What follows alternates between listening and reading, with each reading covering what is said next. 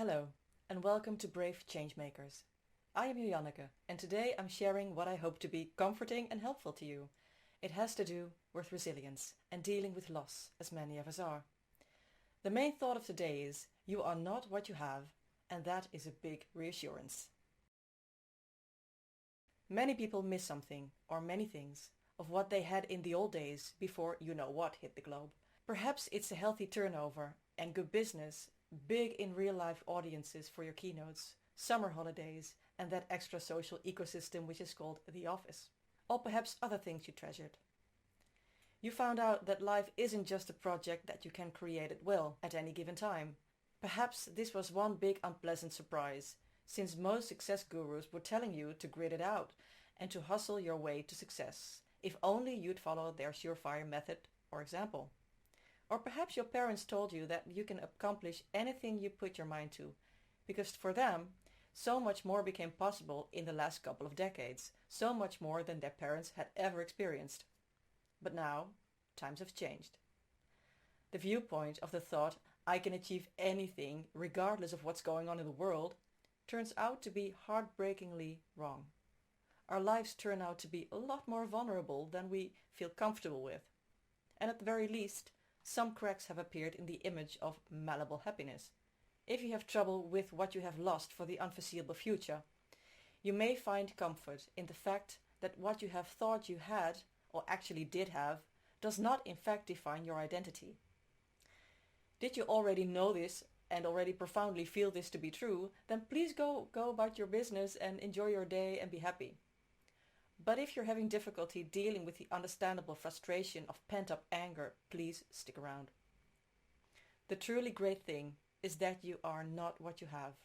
You're also not what you don't have, not at all really. If you currently feel that you are lacking essential things in your life, check in with yourself. Were these things that you lost nice add-ons that made your work and life better? Or were they truly essential, the makers or breakers in your life? For instance, if you had to cancel your summer vacation because of a lockdown, this is unpleasant, especially if you saved up for it or were already exhausted and needed a well-deserved break. Unpleasant, but not a maker or breaker. However, if you lost something that was the core of your business, for example, you are a bar owner or an event organizer, then you have indeed lost something for now, and you do not know for how long and whether you will get it back in time to salvage your business. You may grieve for that, because a loss is a loss, and this is a big one. Grief and loss come with all the emotions that arise within you. Despite this, also great loss is not your identity. It may dramatically change your state of mind. It may dramatically change your living conditions.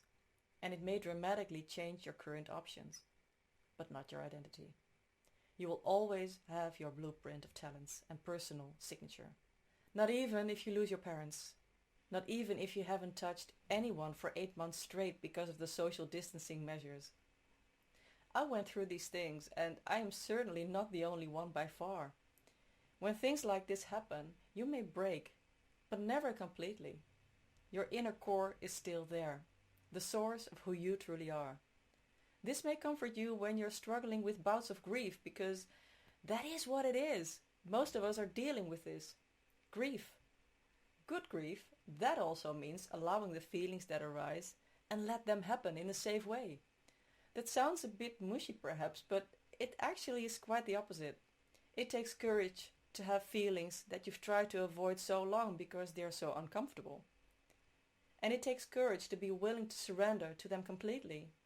Not surrendering to the situation as a final destination of doom, but rather surrendering to the feelings you're having. Surrendering for many is an eerie concept in a society like ours, because a fear may arise, something that proves that you're not entirely in control of changing your current situation. Perhaps you think, I might break and I won't mend. Surrendering isn't often associated with strength, on the contrary. But surprisingly, the super comforting thing is, breaking is a wonderful way to make growth happen. During the first lockdown, I read a book by Ann Voskamp. It was about brokenness and what can arise from that. and compared the willingness to break to what happens to a grain of wheat. It has to go through this phase of seemingly utter destruction. It needs to break in order to become what it potentially holds. Breaking hurts. It's not pleasant. But if that grain remained as it was, it might have been a beautiful grain with its shiny swagger, but nothing new could come out of it. To break is to create the opportunity to create something new. And even better, to create something that you can then share with others. Let those newly grown grains spread, so they can feed others. That sharing and growing, however, is only possible if you're willing to allow this somewhat uncomfortable transformation. Transformation. It sounds so cool and futuristic and glossy, doesn't it? But in reality, it usually is messy and sometimes painful. It's never instant gratification. But it can happen quickly, if you surrender to it. There we have it again, surrendering. Not easy, but worth it. The greatest and fastest consolation, as far as I'm concerned, is the deep knowing of, I am not what I have or what I had. And this means that I'm essentially the same person under every circumstance, and cannot dissolve like that. The outside may break, but my core is the fertile ground, and the same goes for you. The question that arises from this knowing is, what is my core in essence? That question is a bit more difficult to answer. You may feel the desire to know. Perhaps you feel a deep sense of faith because life has been given to you. Or perhaps you may park that question for the time being and focus more on being instead of having and making and performing and achieving. It's more peaceful and more powerful. I hope this was useful to you and perhaps even empowering. If it was, please consider subscribing to this channel and hit the notification bell to make sure you get an update when a new video airs. You can also contact me via my social media. You find these in the description box below. Thank you for watching. Stay safe and healthy. Bye bye until next time.